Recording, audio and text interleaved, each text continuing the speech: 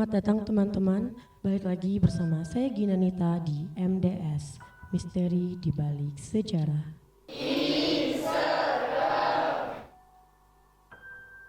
Pada program kali ini kita akan mengulik misteri-misteri dan sejarah di balik bangunan yang ada di Kota Depok dan juga Bogor. Beberapa bangunan di antaranya yaitu Jembatan Panus, SDN Pancoran Mas II, dan juga Gedung Arsip. Mungkin kalian yang udah tinggal di daerah Depok dan Bogor udah gak asing nih sama ketiga bangunan yang aku sebutin tadi. Namun di balik bangunan ini sejarah apa sih dan kisah mistis apa yang melekat padanya? Pada hari ini juga kita sudah menghadirkan 3 narasumber yang akan ikut membahas di setiap segmennya. Mereka adalah sutradara dari masing-masing video liputan yang yang sebelum ditayangkan.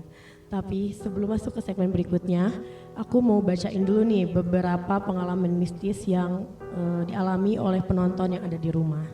Pengalaman mistis yang pertama itu ada dari Mut Imut nih. Aku pernah ngalamin pas lagi main deket jembatan malam-malam dengar suara anjing. Padahal di situ nggak ada anjing satupun. Nah, anjing siapa tuh yang di situ?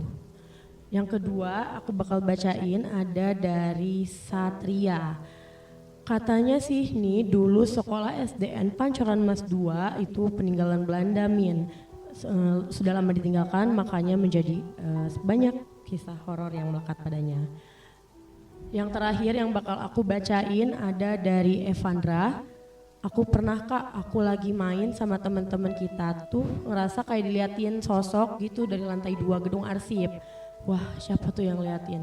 Lumayan serem ya kalau lagi main ada yang ngeliatin. Nah, itu dia tadi beberapa pengalaman dan yang pernah dialami oleh penonton yang ada di rumah. Nah, di segmen berikutnya aku mau masuk ke dalam pembahasan lebih dalam lagi bersama dengan narasumber kita. Tapi sebelum masuk ke segmen selanjutnya, jangan kemana-mana, tetap di MDS, Misteri di Balik Sejarah.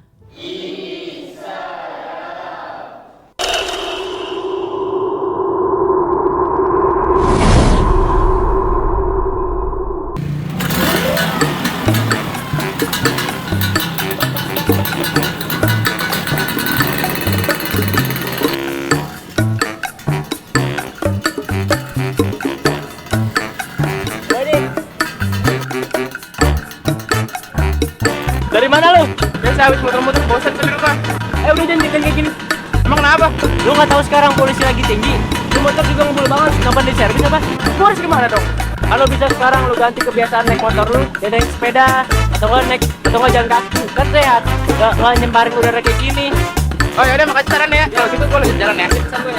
Oke.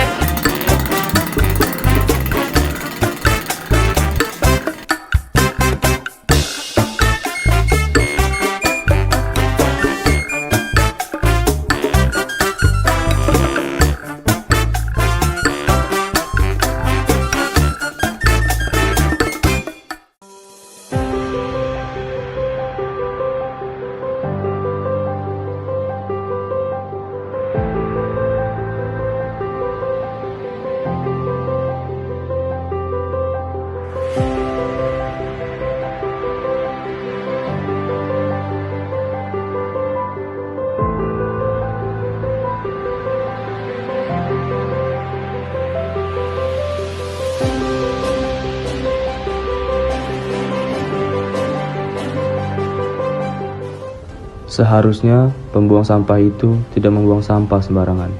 Selain dapat merusak lingkungan, juga bisa berdampak pada kelangsungan hidup manusia.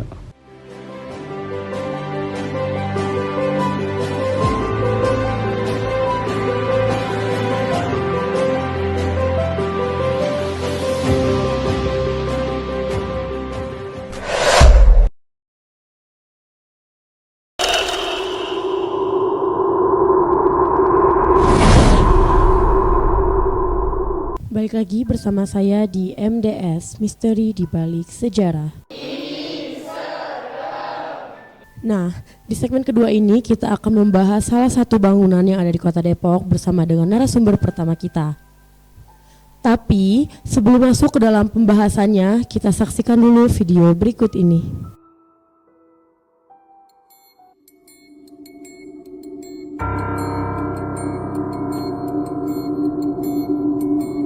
Bagi sebagian warga Depok, Jawa Barat, sudah tidak asing lagi dengan Jembatan Panus, jembatan peninggalan kolonial Hindia Belanda yang berada di daerah Depok dan merupakan cagar budaya yang keberadaannya dilindungi oleh undang-undang.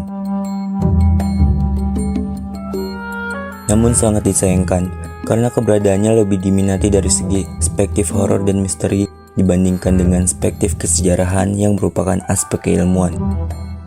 Jembatan ini diangkat dari nama orang Belanda yang sudah lama tinggal di dekatan jembatan tersebut, yang bernama Stefanus Linder. Tetapi, karena warga sekitar merupakan mayoritas orang Sunda, maka warga sering memanggilnya Panus. Jembatan ini dibangun pada tahun 1917 sampai 1918 pada saat penjajahan Belanda oleh seorang insinyur bernama Andre Lawrence. Jembatan Panus memiliki panjang 100 meter dan lebar 5 meter. Jembatan Panus ini merupakan jembatan yang melintasi Sungai Ciliwung yang menjadi jalan satu-satunya penghubung antara wilayah Depok dengan Bogor dan ke Batavia pada zaman pemerintahan Belanda. Namun kini dengan adanya jembatan yang lebih besar dan mudah diakses, Jembatan Panus mulai tergantikan. Karena usianya yang sudah sangat tua, banyak cerita mistis yang beredar terkait keberadaan Jembatan Panus. Beberapanya diantara adalah penumpang gaib, sosok Eti, 4 pendekar baju hitam, hingga arwah dari Stefanus bersama istri dan anjingnya.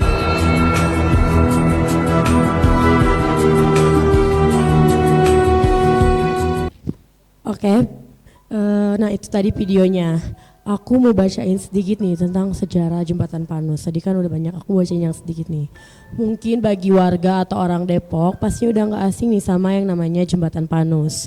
Jembatan yang dibangun pada tahun 1917 ini bukan hanya sekedar penghubung jalan, namun juga menjadi saksi bisu dari sejarah panjang era kepemimpinan Belanda. Penasaran gak nih apa aja sih sejarah serta kisah mistis yang banyak dialami? Kalau begitu kita langsung panggilkan saja narasumber pertama kita pada hari ini. Ini dia narasumbernya. Halo. Silakan duduk. Oke, boleh sebelum masuk ke dalam pembahasan, boleh perkenalkan diri dulu kepada penonton yang ada di studio dan yang ada di rumah. Halo, perkenalkan, saya Muhammad Satria. Saya adalah sutradara dalam video liputan Jembatan Panus. Oke, sebelumnya gimana nih kabarnya? Alhamdulillah baik ya Kak. Oke, baik. Karena sekarang kita sudah bersama dengan Kak Satria, aku mau langsung aja nih nanya tentang sejarah pembangunan Jembatan Panus. Boleh dong diceritain tentang sejarahnya? Oke, sejarah Jembatan Panus ya Kak. Jembatan Panus itu adalah jembatan peninggalan pembangunan Belanda Kak. Dibangun pada tahun 1917 oleh insinyur Belanda yaitu Andre Lawrence. Pada saat itu, jembatan itu dipercayai oleh pihak Belanda kepada orang Indonesia yang bernama Stefanus Kak, dijadiin mandor. Oh, jadi otak pembangunan itu orang Belanda, tapi untuk pembangunannya dipercayai iya. kepada orang pribumi gitu. Iya. Tapi Kak, orang pribuminya juga itu sudah dinasranikan oleh orang Belanda Kak. Maksudnya dinasranikan tuh mungkin kalau sekarang kan dinasranikan itu dipindahkan ke agama. Mungkin kalau dulu tuh dinasranikan diajak jadi warga Belanda ya. Oke. Nah, karena dari yang kita tahu kan Jembatan Panus ini merupakan salah satu peninggalan Belanda. Betul. Yang masih berdiri sampai saat ini kan, masih kokoh gitu berdiri dan ada. Selain itu banyak banget nih cerita horor yang melekat padanya berseliweran di media sosial. Cerita mistis apa aja sih yang pernah mungkin Kak Satria sendiri pernah mengalami waktu menyutradarai pas pengambilan video tentang Jembatan Panus, atau mungkin kru yang lain mengalami? Oke Kak, alhamdulillahnya saya beserta kru yang bertugas waktu meliput jembatan tersebut tidak mendapat gangguan apapun. Namun memang ada hal uniknya Kak. Pas sampai sana kita merasakan hawa-hawa dingin di sana. Padahal waktu itu kita posisi syuting pada saat siang hari Kak. Oh, jadi siang hari pun sudah merasa hawanya dingin. Hawa beda iya, gitu. Betul. Oke, selain dari alhamdulillahnya kan tadi kasatnya nggak diganggu nih. Tapi pernah nggak sih ada cerita gitu kan banyak berseliweran, katanya di jembatan Panus ini tuh banyak sekali penghuninya. Nah, siapa aja nih penghuni yang pernah Oke. diketahui Nah, oleh benar, Kak. kamu? Yang kita tahu jembatan Panus itu di balik sejarahnya itu banyak hal mistisnya, Kak. Ya kan? Oke. Kenapa aku ngeliput jembatan Panus tersebut? Karena memang ada hal unik mistis-mistis di sana, Kak. Yang pertama itu ada sosok Stefanus yang tadi awal aku bilang, Stefanus yang sebagai mandornya. Iya, iya. Ya, sosok Stefanus bersama anjingnya dan juga istrinya. Oh, jadi mereka berdua bersama anjingnya Tidak, itu nggak berdua, Kak. Cuma memang dia terpisah? sering Oh, sering kepisah, menampakkan ya, diri. sering menampakkan diri. Stefanus itu dan anjingnya menampakkan diri pada saat malam hari, Kak. Dan sosok istrinya dia menampakkan dengan berbaju merah, Kak. Oh, jadi Stefanus ini sering menampakkan di jembatan Panus itu. Mungkin tadi yang aku bacain di awal pengalaman yang di IG dengar suara anjing di jembatan Panus itu mungkin anjing iya, dari Stefanus betul, sendiri. betul. Tapi kenapa bisa Stefanus meninggali jembatan Panus? Kenapa Stefanus bisa meninggali? Karena waktu saat zaman penjajahan ya, Kak, kita flashback lagi Ya. ke zaman penjajahan, Jepang dapat wilayah Indonesia, Kak, dan Iya, Belanda iya. diusir oleh Jepang. Nah, mau nggak mau sosok Stefanus walaupun warga asli Indonesia karena sudah dinasranikan orang Belanda, otomatis dia tuh terlempar ke sana, Dan harus pindah. Oh, jadi dia ikut pulang ke Belanda. Belanda, betul, Kak. Tapi aku penasaran kenapa sosok istrinya pun ikut menghantui di jembatan Panus. Nah, Apakah ada kisah di Kisahnya baliknya? ada. Pada saat Stefanus balik ke Belanda, sosok istrinya depresi, Kak, ditinggal oleh Stefanus, yang akhirnya sosok istrinya itu bunuh diri, Kak. Bunuh diri di Iya, mana nih? dengan apa? Menggantungkan diri betul. Di jembatan Panus. Iya, betul. Oh, makanya istrinya bisa menghantui di jembatan Panus karena dia bunuh diri di jembatan Panus itu sendiri. Betul. Nah, ada lagi, Kak, sosok yang bernama yang kita kenal mungkin ya, orang-orang tahu sosok Eti, Kak. Sosok Eti. Mungkin Nah, kakak aku baru tahu. dengar nih. Siapa nih sosok Eti di jembatan Panus ini? Sosok Eti itu adalah perempuan gadis muda pada zamannya, dan dia meninggal karena bunuh diri, Kak. Bunuh diri meloncat yang dia tuh ada halnya kenapa dia bisa bunuh diri, karena waktu itu dia sakit hati, Kak, patah hati. Oh, jadi dia pun ikut bunuh diri di jembatan Panus. Iya, betul. Dengan cara Melompat. melompat dari Betul. jembatan Panus ke bawah gitu. Tapi selain sosok mereka bertiga nih, aku tadi kan scroll lagi ya. Tapi, Kak, sosok Oke.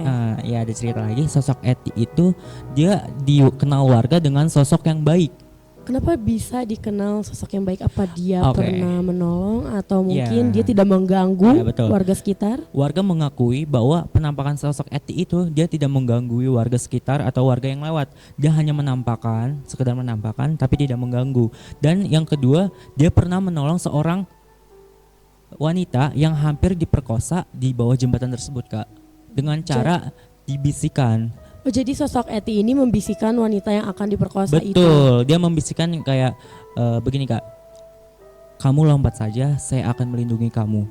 Dan si wanita pun percaya dan Percaya dia dengan- melompat. dengan Tapi melompat. bagaimana keadaan si wanita Nah, itu? waktu itu wanita itu melompat dan menghanyut sampai beberapa meter, Kak. Dan akhirnya dia menemukan rumah warga, Kak. Yang akhirnya dia ditolong warga. Dan warga Oke. pun berbondong-bondong ke bawah jembatan tersebut untuk menangkap sang pelaku, Kak. Dan tertangkap pelaku ini, alhamdulillah. Tertangkap, Kak. Tapi yang tadi aku baca ya, aku kan nge-scroll sedikit di Q&A kita, ada yang nanya tapi nggak aku sebutin. Ada yang nanya katanya jembatan Panus ini sering juga disebut sebagai jembatan kepala. Itu kenapa tuh? Bisa diceritakan sedikit? Oke, memang ada benar kayak, Kak, dengan yang disebut jembatan kepala, karena memang orang Belanda itu sangat kental dengan hal mistisnya, lebih kental dari warga Indonesia, Kak. Nah, orang Belanda mempercayai bahwa dengan adanya tumbal akan memperkuat bangunan yang proyeknya itu besar. Oke, jadi saat pembangunan jembatan Panus itu memakan tumbal gitu. Betul, Kak. Tapi emang ngaruh ya tumbal untuk sebagai alat memperkokoh atau memperkuat sebagai bangunan seperti jembatan Panus? Mungkin ya zaman dulu orang zaman-zaman dulu ya Kak, percaya mungkin dengan adanya tumbal, dia mempercayai bahwa dengan adanya tumbal akan mempertahankan bangunan itu agar lama. Makanya sampai sekarang jembatan Panus masih aman. Tapi kan kalau yang kita tahu bisa kita gantikan kalau di Indonesia untuk sebagai Oke. kayak gitu dengan sajen mungkin atau memberikan persembahan untuk para penghuni yang sedang menghuni di jembatan Panus, atau memang itu sudah ada keyakinan Belanda untuk menanamkan Ya kepala mungkin ya kepala. Kak, ya. Mungkin orang percaya dari zaman-zaman nenek moyangnya, dia mempercayai dengan adanya tumbal. Nah, tapi yang ditumbalin ini tuh orang pribumi atau tentara mereka yang Nah, Kak. memberontak atau memang Oke. orang Yang ditumbalkan itu karena pada saat zaman penjajahan, jadi dengan lugasnya atau dengan bebasnya orang Belanda menumbalkan seorang pribumi Kak. Oh, jadi orang pribumi mungkin yang memberontak Iya, mungkin betul. ya. Jadi dia langsung ditumbalkan begitu saja Mm-mm. dan kepalanya ditanam di jembatan Panus. Oke, selain kisah dari sosok 3 penampakan Stefanus, istrinya dan juga Eti, dan juga sejarah tentang jembatan kepala ini, ada lagi nggak sosok lain yang menghuni di jembatan Panus? Masih ada 2 Kak. Yang pertama Siapa ada nih? penumpang goib dan 4 pendekar baju hitam. Penumpang goib. Penumpang goib yang seperti tadi ditanyakan di segmen awal, katanya di situ banyak sekali penumpang Ya gaib. betul. Siapa nih? Penumpang goib menampakkan diri pada saat ada angkutan umum atau ojek online yang lewat jembatan tersebut Kak. Gimana? Jadi dia ikut menumpang atau hanya mengganggu? Dia ikut menumpang Kak. Jadi si driver merasakan bahwa ada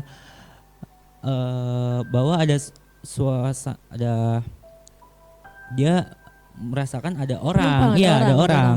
Terus Tapi tapi aslinya nggak ada Kak. Jadi kita misalkan sendiri tapi merasa kita seperti membawa penumpang. Oke. Oke. Nah, tapi selain penumpang gaib ini, ada lagi nggak sosok yang menghuni di jembatan Panus? Yang tadi aku sebut Kak, 4 pendekar baju hitam. 4 pendekar baju hitam diakui warga bahwa 4 pendekar baju hitam menampakkan dirinya, dia akan bertanda bahwa kali Ciliwung di bawah jembatan tersebut akan naik airnya atau banjir Kak. Oh, jadi kalau misalkan udah kelihatan 4 pendekar ini, maka kali Ciliwung itu akan naik gitu, akan banjir. Betul Oh, banget jadi Kak. 4 pendekar ini tuh memberi pertanda bahwa akan ada banjir gitu. Betul. Oke. Tapi merinding sih dengar cerita Ada hal itu. unik lagi Kak. Ada apa nih? Jembatan Panus dikenal warga dengan jembatan yang tempat pembuangan mayat Kak dan tempat pesugihan.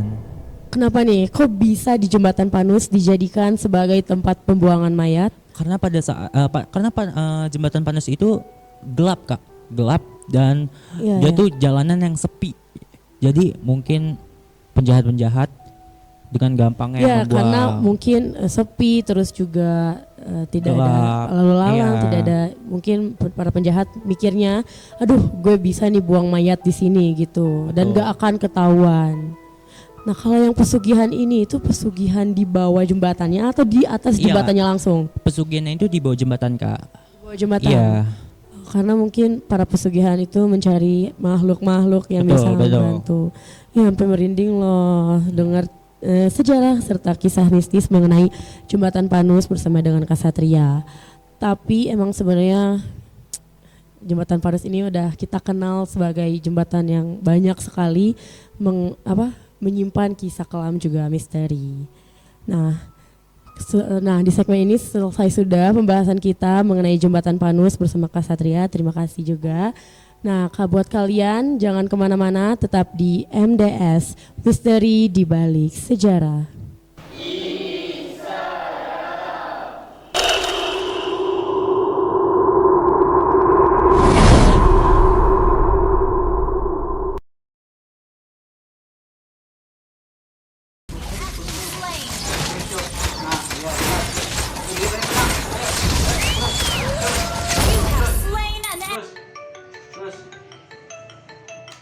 Siapa sih?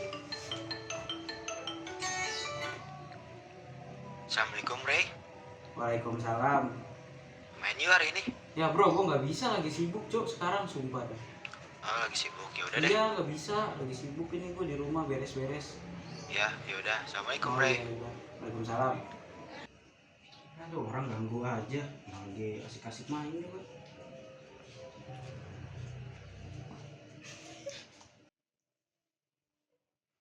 Ya bro, lanjut bro, gas bro. Ah ya terus. Stable network. But our hope outlives everything.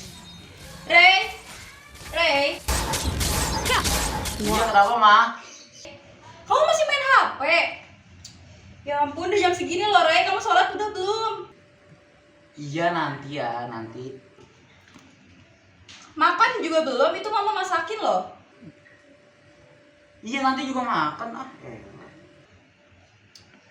Kamu udahan dulu Digi mainnya. Ambilin jahitan mama di Bu Yanti. Ray, jangan males-malesan. Iya, nih jalan nih.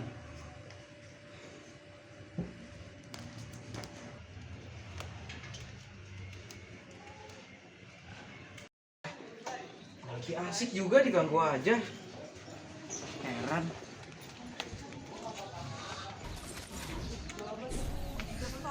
Ya mah jadi kalah kan.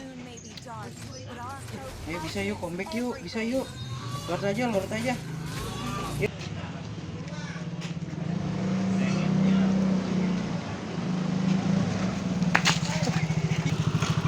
Main HP mulu, mata ke HP mulu sih. Aduh. Iya bang, maaf bang.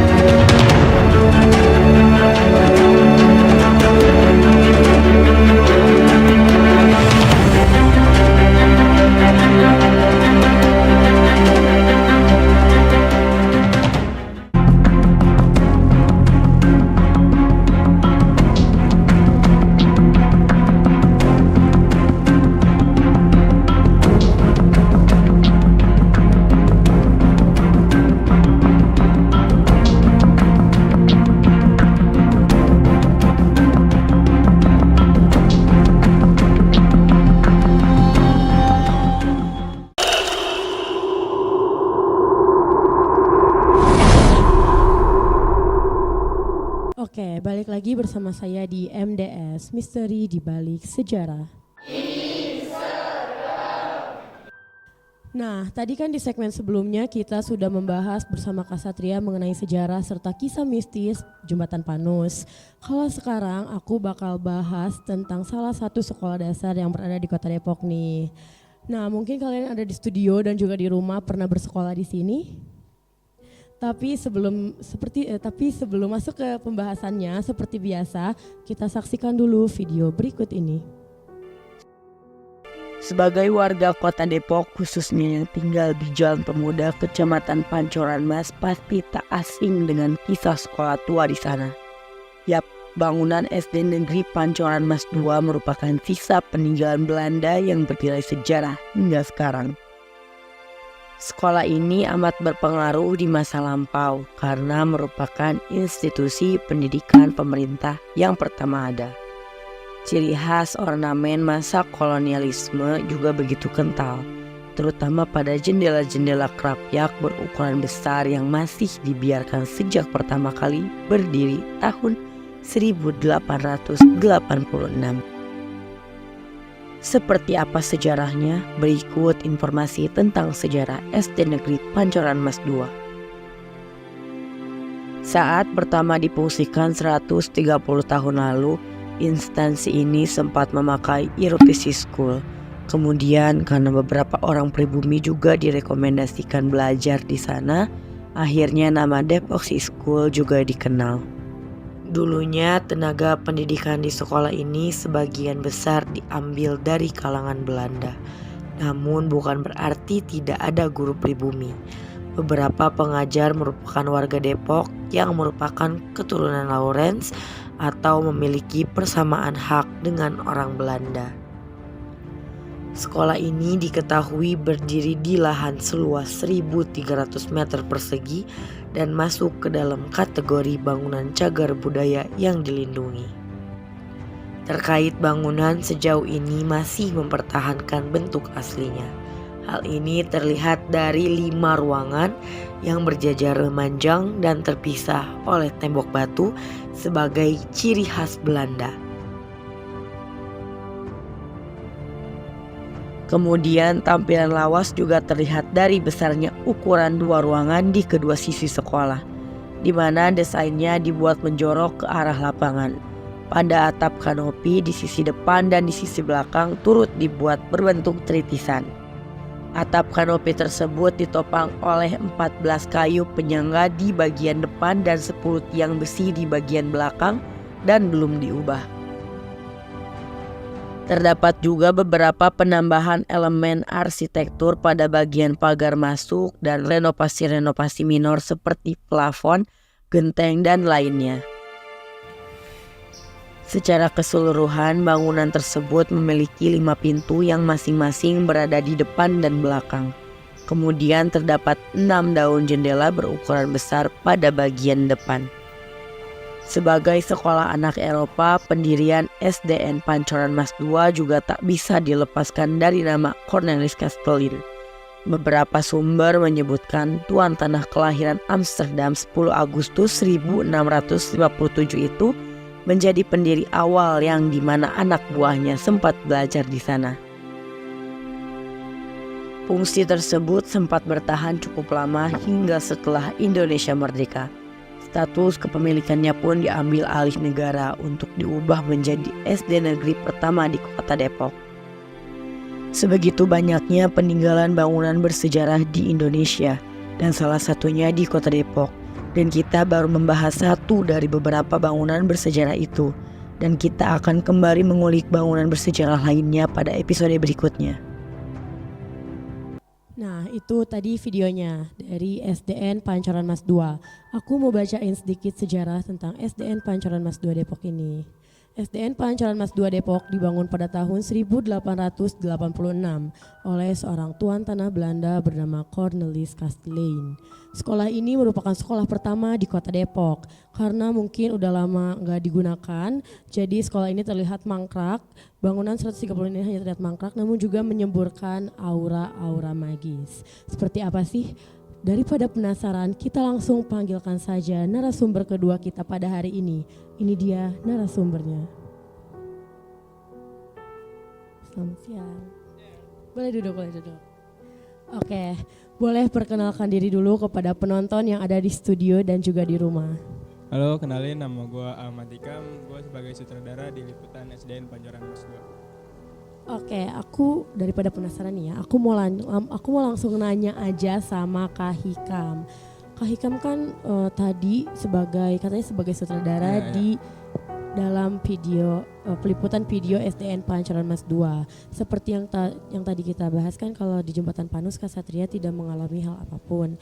Mungkin Kak Hikam punya pengalaman sendiri, pengalaman mistis. Sorry. Sebelum kita belum bahas apapun udah diganggu gitu. Sebenarnya kita tadi harusnya berdoa dulu sih, Allah maafkan ya. Terus aku mau langsung nanyanya nggak apa-apa ya? Iya biarkan aja. Biarin coy. Aku mau langsung nanya aja sama Kak Hikam, hal mistis apa yang Kak Hikam alami waktu saat pengambilan video tentang SDN Pancoran Mas II, atau kru lain mengalami mungkin, atau Kak Hikam sendiri? Ada Kak, waktu itu kita dapat tugas sekolah. Suruh membuat video liputan. Nah, saya izin sama warga sekitar, boleh katanya, cuman 2 orang Kak. Oh jadi cuma 2 orang, dari berapa orang nih? Enggak, kita waktu itu 4 orang. Oh 4 orang. Ya. Jadi yang boleh masuk cuma 2. Ya, saya memutuskan yang masuk saya, terus sama kameramen saya. Nah terus saya tanya tuh, Pak kenapa nggak boleh rame-rame kan, nggak boleh semua kru? Katanya di situ di dalam juga bangunannya udah mulai roboh. Udah udah rusak lah. Iya, udah atap juga udah pada bolong katanya. Nah akhirnya saya masuk lewat belakang nih Kak. Saya masuk lewat belakang, pas saya baru masuk tuh hawanya tuh udah kayak beda gitu, kayak sepi, panas gitu deh.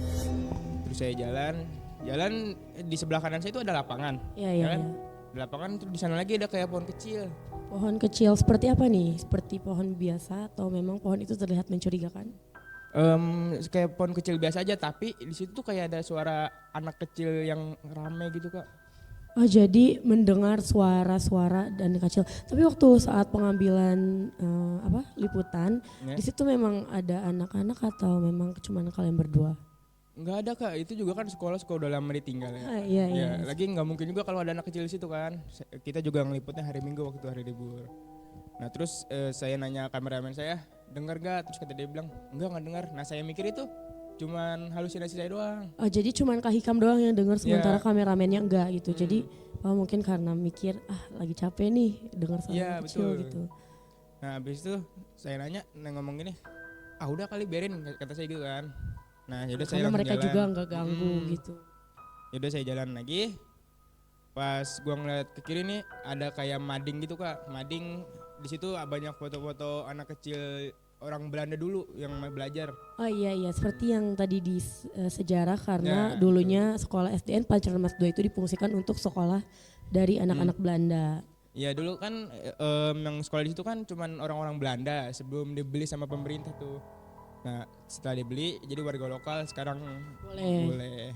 Nah dari pertanyaan, aku mau nanya nih, tadi aku scroll pengalaman sama pertanyaan di IG, katanya ada yang nanya nih, kenapa sih sekolah SDN Pancoran Mas II itu ditinggalin padahal bukannya masih ada kegiatan ngajar-mengajar, tapi atau memang sengaja ditinggalkan atau karena bangunannya udah rusak atau karena sengaja ditinggalkan karena muridnya mendapatkan hal-hal gangguan dari makhluk halus gitu. Dari informasi yang saya baca sih waktu itu juga ditutupnya kan COVID ya, pas masih zaman COVID. Oh, zaman COVID jadi sekolah SDN Pancoran Mas II itu diberhentikan Iya. kegiatan ngajar-mengajarnya. Jadi nggak dioperasikan lagi kan. Nah terus saya dengar dari baca juga katanya anak-anak tuh sering diganggu pas lagi belajar mengajar. Diganggu kayak gimana nih? Penasaran gak diganggu kayak gimana anak-anak itu sampai mereka tidak lagi melanjutkan sekolah di SDN Pancoran Mas II? Diganggu kayak bunyi lonceng, kalau lagi belajar diganggu gimana gitu pokoknya. Tapi kan yang kita tahu SDN Pancoran Mas II ini nggak deket juga sih ya kan dari Ya, betul. beberapa gereja yang ada di situ. Tapi mungkin itu bisa jadi suara lonceng dari gereja atau memang. Iya emang rada jauh juga sih. Kan Jalan Pemuda kan SDN Pancoran Mas II. Gereja lebih kesana lagi dikit Kak. Oh, jadi jaraknya agak jauh gitu. Jadi tidak terlalu dekat dengan gereja. Jadi Ya. mungkin. Waktu itu juga saya sempat ngerasain Kak yang abis dari yang tadi mading. Iya. Nah saya jalan lagi kan, saya jalan menuju ke kelas. Menuju ke kelas saya ngelewatin kamar mandi. Di kamar mandi itu ada suara lonceng juga Kak. Oh, jadi suara loncengnya itu terdengar dari arah kamar mandi. Iya betul. Tapi selain beberapa tadi yang udah disebutin gangguan-gangguan dari suara anak kecil, suara lonceng, ada gangguan lain gak sih di SDN Pancoran Mas II Depok? Kalau menurut warga sekitar sih dia sering melihat ada wujud noni-noni Belanda Kak. Wujud noni-noni Belanda, seperti apa nih? Bisa dijelaskan wujud dan ciri-cirinya, siapa tahu penonton yang ada di studio dan di rumah penasaran. Kata warga sih katanya wujudnya emang gak serem, tapi ya dia pakai gaun putih gitu. Dia sering sendiri di jendela kelas gitu, malam-malam. Di jendela kelas yang mana nih? Di Ya, jadi- jendela kelas di SD itu atau? Iya betul. Jadi kan- dia sering menampakkan dirinya di jendela gitu. Nah habis itu saya lanjut lagi jalan ke depan. Di situ sebelah kiri ada kayak pintu nih Kak. Pintu itu ketutup banget. Nah saya coba beraniin buka. Pas saya buka, di situ ada foto orang Belanda, foto orang.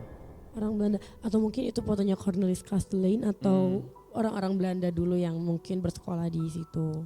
Ya bisa jadi sih Kak. Nah terus abis itu kan banyak bangku-bangku tua gitu ya. Di situ juga udah kayak bau-bau apa gitu. Mungkin karena sudah lama ditinggalkan banyak mungkin bangkai-bangkai tikus gitu ya mungkin ya. Tapi aku penasaran nih sama noni-noni Belanda, kenapa dia bisa menghuni di SDN Pancoran Mas 2? Kalau saya sih kurang tahu sih Kak, mungkin itu adalah wanita zaman dahulu kala yang bersangkutan sama SDN Pancoran Mas 2. Karena yang kita tahu dulunya Depok ini adalah markas dari orang-orang Belanda, itu mungkin salah satu dari mereka. Tapi kenapa dia bisa menghuni di situ gitu? Apakah tidak ada tempat lain yang bisa dihuni oleh dia gitu? Kenapa harus SDN Pancoran Mas 2? Ya, saya sih kurang tahu sih, kalau itu saya kurang membaca. Oke. Wah pemirsa, kisah misteri ini juga nggak kalah serem nih dari yang tadi Kak Satria udah jelasin. Tapi aku penasaran banget sama yang nani-nani sih. Tapi memang Depok ini banyak sekali sih cerita unik dan anehnya. Terima kasih juga sama Kak Hikam yang udah mau menceritakan sejarah serta sedikit kisah mistis yang dialami waktu saat peliputan. Jangan kemana-mana juga buat kalian yang lagi menonton, karena setelah ini kita masih ada satu bangunan lagi yang akan kita bahas di segmen berikutnya. Jadi tetap di MDS, Misteri di Balik Sejarah.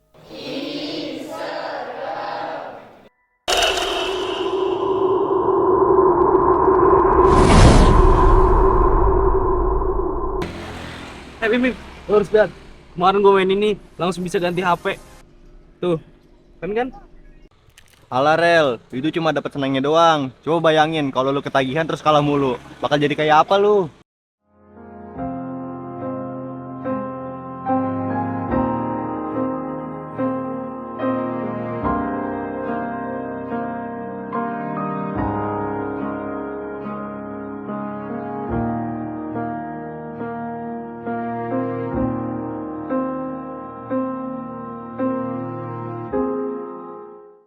Gimana Rel? Udah lu bayangin? Serem kan?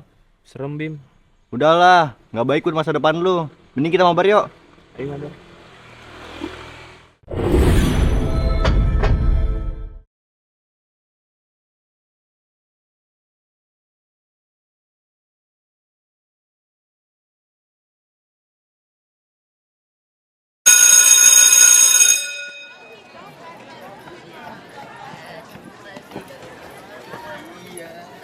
Jelas lu.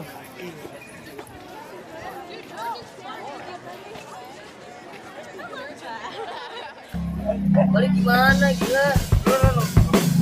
Stop. Apa dik? Gua berdua nebeng dong. Ya nih, gue juga gak bawa motor. Sekalian deh jalan-jalan gue Mau. Oke. Kayak gitu dong. Akhirnya gue bisa pulang juga. Ya berangkat.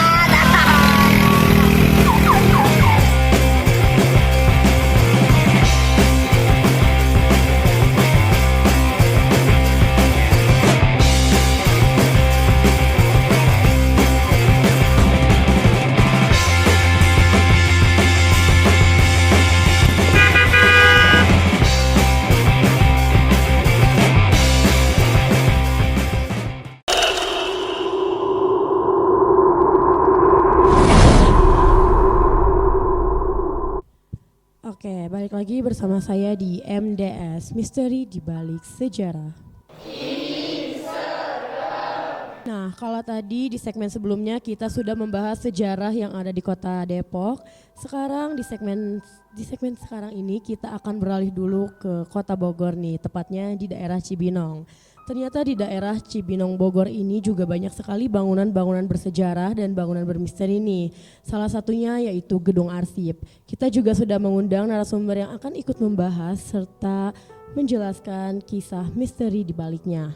Penasaran gak nih kisah misteri apa sih itu? Tapi seperti biasa kita tonton dulu video berikut ini.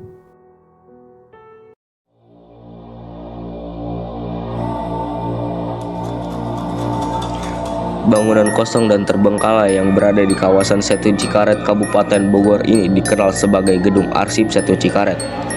Awalnya gedung yang dibangun pada tahun 1971 ini diperuntukkan sebagai asrama haji. Namun setelah rampung bangunan ini justru tidak ditempati. Barulah di tahun 1980 hingga 2004 bangunan ini diambil alih oleh pemerintah Kabupaten Bogor dan dijadikan sebagai gedung arsip. Namun sejak tak digunakan, gedung ini kosong tak terurus puluhan tahun. Tak berpenghuni, berbagai cerita mistis pun muncul di tengah masyarakat. Tampak di gedung ini sudah tidak memiliki pintu dan jendela karena sudah banyak yang rusak dimakan rayap. Atap gedung ini juga sudah banyak yang ambruk tak karuan. Tak hanya itu, kondisi lantai-lantai tampak sudah usang. Di beberapa area ditumbuhi rumput liar yang menghadiri semak belukar. Ada juga pohon yang menjulur tinggi ke atas di bagian dinding. Tampak sekali bangunan yang terdiri dari 3 gedung dengan 2 lantai itu tidak terjamah oleh manusia. Banyak sekali cerita misteri yang berseliweran terkait bangunan tersebut. Berbagai sumber menyebutkan makhluk astral berupa wanita berambut panjang hingga wanita dengan baju pengantin yang kerap mengeluarkan rintihan menyedihkan. Dari sekian banyak penampakan, makhluk astral menyerupai pengantin kerap menjadi perbincangan di masyarakat. Yang bikin merinding, makhluk halus beberapa kali menampakkan diri di hadapan orang. Sejumlah warga mengaku mencium aroma tak sedap seperti bau amis darah dan aroma semerbak bunga melati.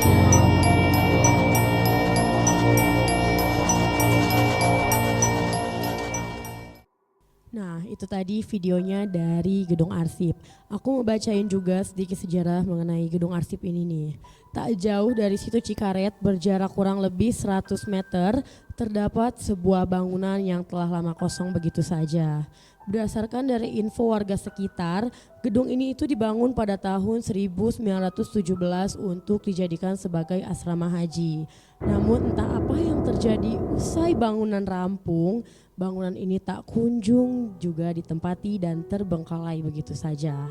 Dan langsung saja daripada penasaran, kita panggilkan narasumber kita yang ketiga pada hari ini. Ini dia narasumbernya. Halo, boleh silakan duduk nih.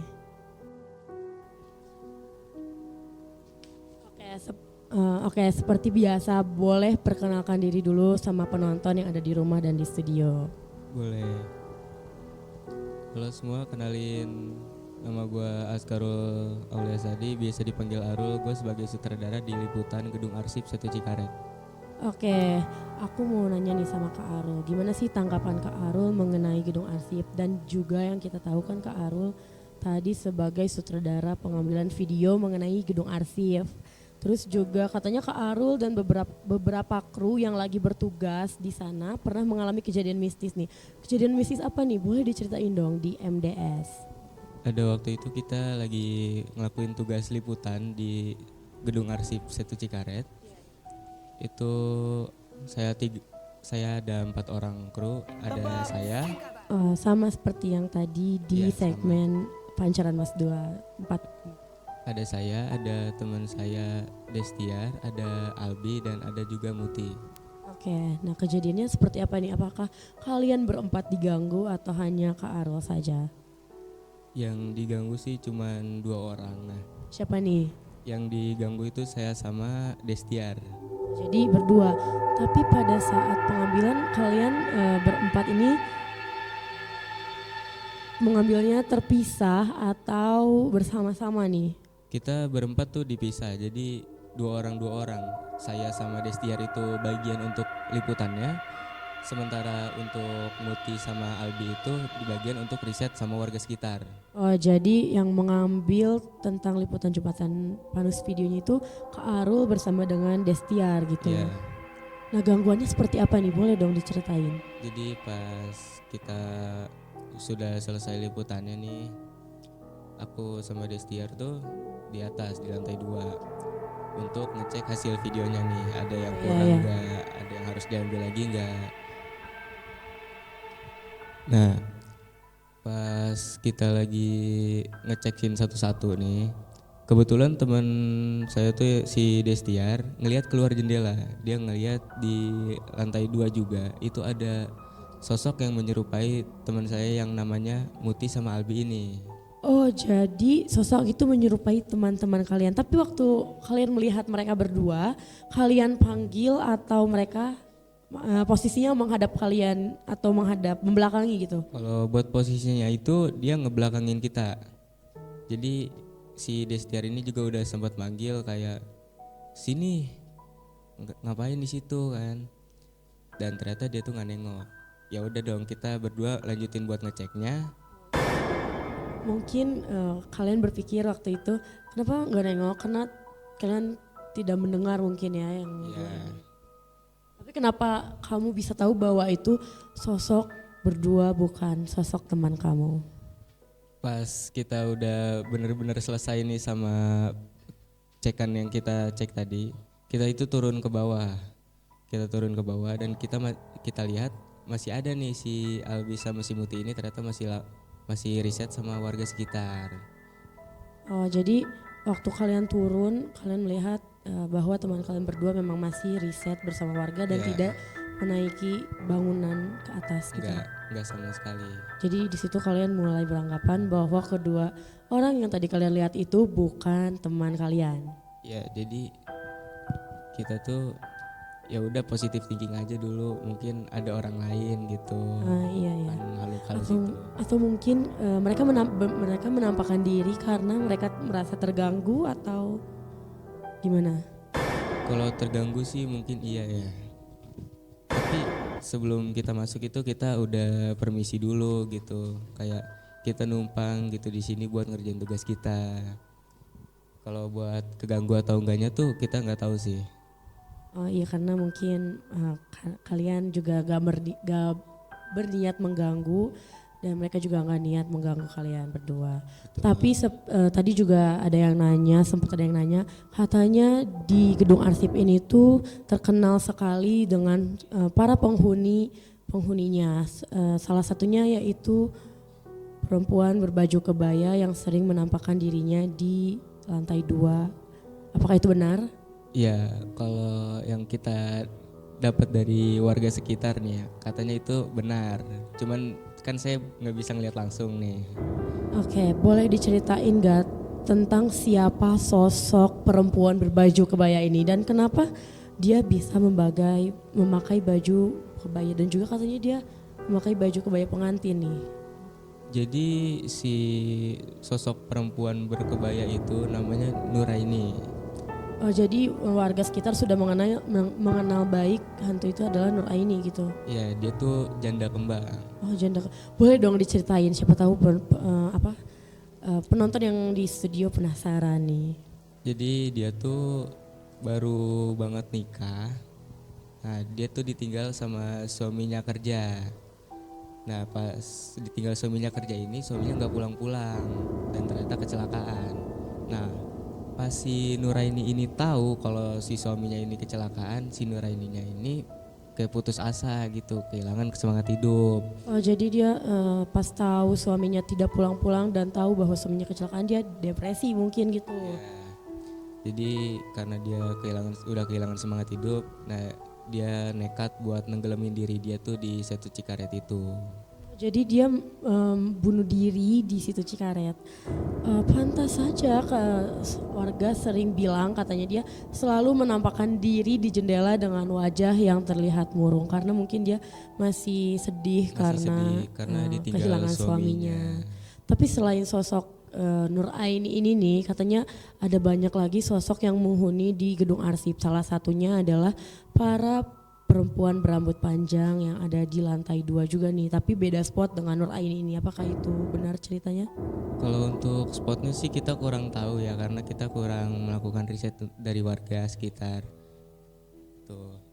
Tapi dengan cerita keberadaan sosok perempuan berambut panjang ini benar? Kalau buat sosok-sosok kayak ini benar adanya. Tapi selain mereka berdua, ada lagi nggak sosok lain yang terkenal atau sering menampakkan eksistensinya pada warga di gedung arsip? Kalau buat nampakin sosoknya langsung sih mungkin enggak ya. Dia tuh lebih suka kayak ngeluarin suara rintihan kayak sedih gitu, nangis. Terus juga kenapa gedung arsip ini ditinggalkan, padahal kan waktu itu katanya gedung arsip ini dibangun untuk dijadikan sebagai asrama haji nih. Kenapa? Kalau yang kita dapat dari warga sekitar itu ditinggalin karena bangunannya itu sudah mulai rampung, sudah mulai nggak keurus, jadi ditinggalin gitu aja. Oh, jadi setelah rampung bangunan itu karena mungkin sudah tidak ada yang minat, jadi ditinggal begitu saja. Iya. Oh, jadi seperti itu guys, cerita tentang gedung arsip. Terima kasih juga untuk Kak Arul yang sudah mau menceritakan kisah mistis yang pernah dialami olehnya sendiri dan juga sama-sama. tentang sejarah mengenai gedung arsip ini. Dan buat kalian jangan kemana-mana karena di segmen selanjutnya kita akan melakukan wawancara bersama ketiga narasumber kita. Jadi tetap di MDS, Misteri di Balik Sejarah.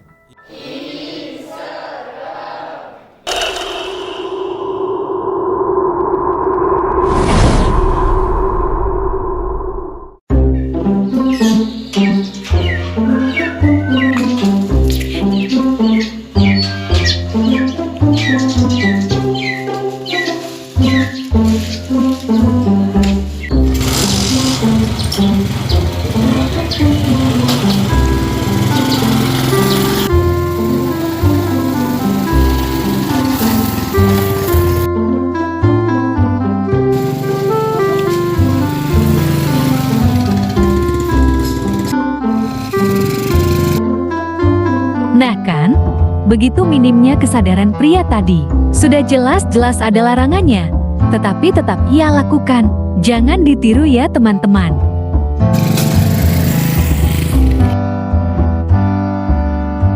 Selain merusak pemandangan dan kebanjiran, penumpukan sampah juga bisa berdampak buruk bagi kesehatan loh. Dari DBD, diare, leptospiosis dan penyakit lainnya. Maka dari itu, marilah jaga lingkungan sekitar kita. Dimulai dari kesadaran diri masing-masing yuk.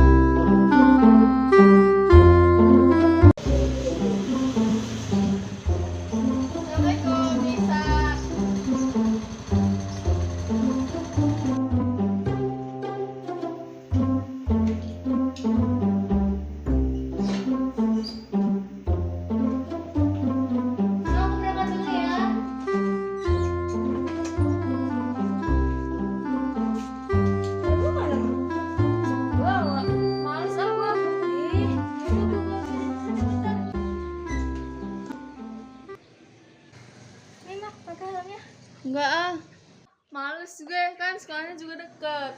Ma, mau lu pergi jauh ataupun dekat, keselamatan dan ketertiban dalam berkendara itu penting.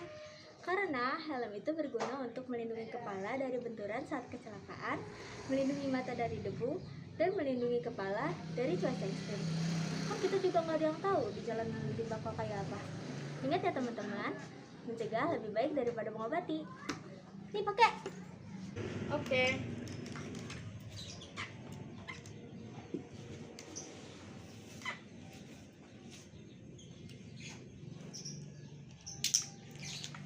Ayo Nes. Let's go.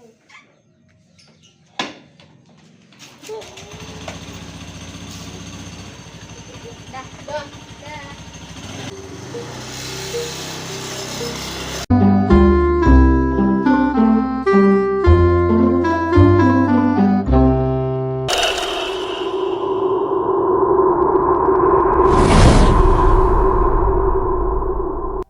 Oke, balik lagi bersama saya di MDS, Misteri di Balik Sejarah.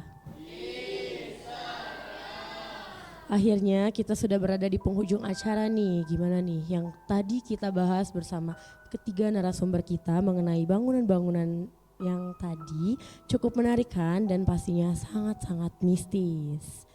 Oke, kita langsung panggilkan kembali ini dia ketiga narasumber kita sebelum kita menutup acara. Ini dia ketiga narasumbernya.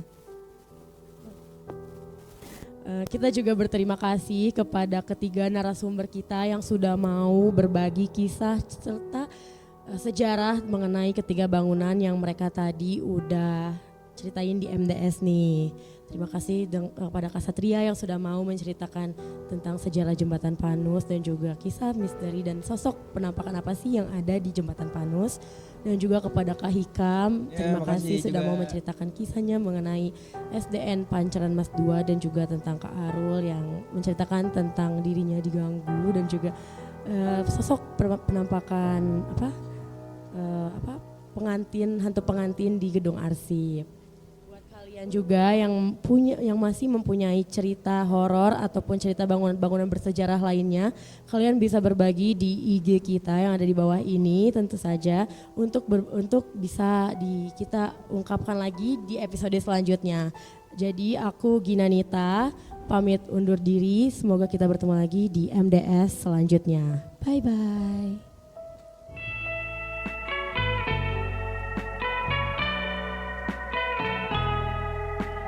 Di kesunyian malam ini ku datang menghampiri dirimu yang pernah berjanji sehidup dan semati. Ku ingin bersama berbaring di dadamu, lupakan